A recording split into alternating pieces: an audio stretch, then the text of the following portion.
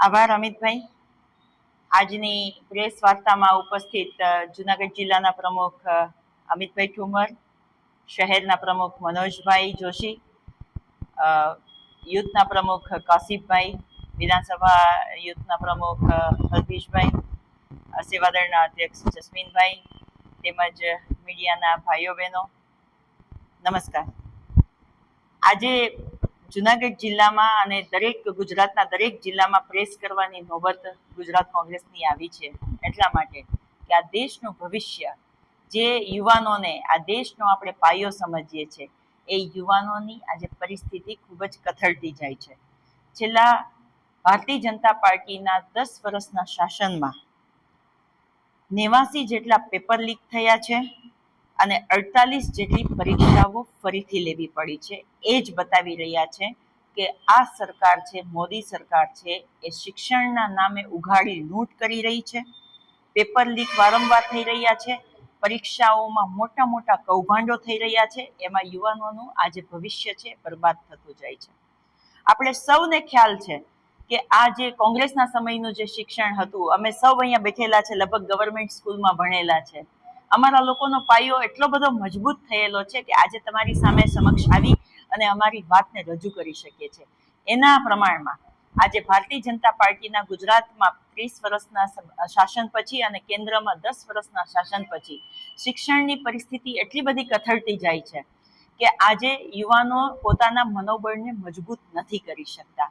વારંવાર paper leak થાય છે, એમના પરિવારના લાખોના ખર્ચાઓ થાય છે, અને એની સામે જ્યારે પેપરમાં કોઈ લીક થઈ જતું હોય અથવા તો શિક્ષણનો કોઈ પણ મોટો વેપાર થઈ જતો હોય, ત્યારે એ બાળક છે એ આત્મહત્યા કરવા મજબૂર બને છે.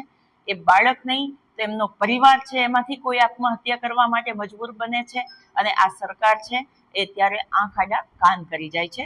ત્યારે સ્વાભાવિક છે કે વિરોધ પક્ષ તરીકે અમારા વિરોધ પક્ષના નેતા માનનીય રાહુલ ગાંધીજીએ આ લોકસભામાં સૌથી મોટો મુદ્દો ઉઠાવ્યો છે, અને ત્યારે અમારા સૌની ફરજ આવે છે કે પરિવારની પડખે અને વિદ્યાર્થીઓની પડખે જઈ અને અમે ઊભા રહીએ. ગુજરાતમાં અને ભારત દેશની અંદર શિક્ષણની જે વ્યવસ્થા છે કથળતી જાય છે, ત્યારે એ વિદ્યાર્થીઓ અને યુવાનોના અવાજને બુલંદ કરવા માટે થઈને આગામી દિવસોમાં ગુજરાતમાં છાત્ર ગુંજ કરી અને એ કાર્યક્રમનું આયોજન કરવામાં આવશે. માનનીય રાહુલ ગાંધીજી પણ એ આયોજનનો ભાગ બનશે, એ કાર્યક્રમને લેશે. અને માનનીય રાહુલ ગાંધીજીએ કહ્યું એમ કે આ કોઈ ભાજપ કોંગ્રેસની વાત કરવા માટે અમે નથી આવ્યા, અમે એટલા માટે આવ્યા છે કે આ યુવાનોનો અવાજ બનવો જોઈએ, આ યુવાનોને એમનો અધિકાર મળવો જોઈએ. હમણાં થોડા દિવસો પહેલા રાજસ્થાનમાં કોટામાં છાત્રગુંજ નામનો પ્રોગ્રામ થયો. એમાં સૌએ જોયું હશે કે જે પરીક્ષાર્થીઓ છે, વિદ્યાર્થીઓ છે, એની એક મેદની ત્યાં આવી હતી અને એમણે એમની વેદના રાહુલજી સમક્ષ રજૂ કરી હતી. એ જોઈને આપણને સૌને ખ્યાલ છે કે રાહુલજીએ કહ્યું છે કે એક પરિવારને એમના બાળકને ભણાવવા માટે થઈને 1.32 લાખ કરોડનો ખર્ચો થાય છે. સામે શિક્ષણનું બજેટ છે 1.40 લાખ કરોડનું છે.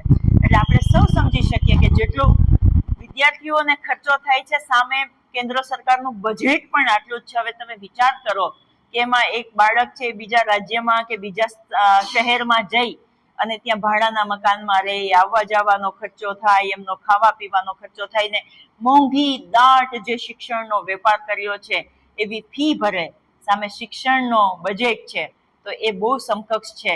ત્યાં જ આપણે સમજી શકીએ કે આ ભારતીય જનતા પાર્ટી છે યુવાનોના ભવિષ્ય માટે નથી વિચારી રહી.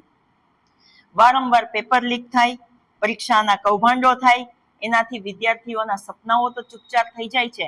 પણ હમણાં એક સાક્ષી દીકરીની આપણે સૌએ પ્રેસનો એમની સુસાઇડ નોટ વાંચી હશે કે મમ્મી, હું તમારું સપનું પૂરું નહીં કરી શકું અને તમારી પરિસ્થિતિ નથી જોઈ શકતી એટલે હું સુસાઇડ કરું છું. તો આવા તો 7 બાળકોએ નીટના પેપર લીક થયા પછી સુસાઇડ કર્યા છે. એટલે જે આત્મહત્યાનો જે કેસ છે, જે કેસો છે એ વધી રહ્યા છે, પણ સરકારનો તરફથી એક પણ આપણને એ જિમ્મેદારી લેતો એક પણ વિડીયો કે એક પણ આવેદન કે એક પણ નિવેદન આપણે નથી સાંભળ્યું. જ્યારે સરકારને જ્યારે સમાજોની વચ્ચે લડાઈ કરાવવી હોય કે જ્ઞાતિ કે ધર્મના નામે લડાઈ કરાવવી હોય, તો કોઈ પણ ભારતીય જનતા પાર્ટીના નેતાઓ કે ખુદ પ્રધાનમંત્રી આવી અને એમનો વિડીયો શેર કરશે પણ યુવાનો આત્મહત્યા કરે, એમનું ભવિષ્ય રોડાતું જાય.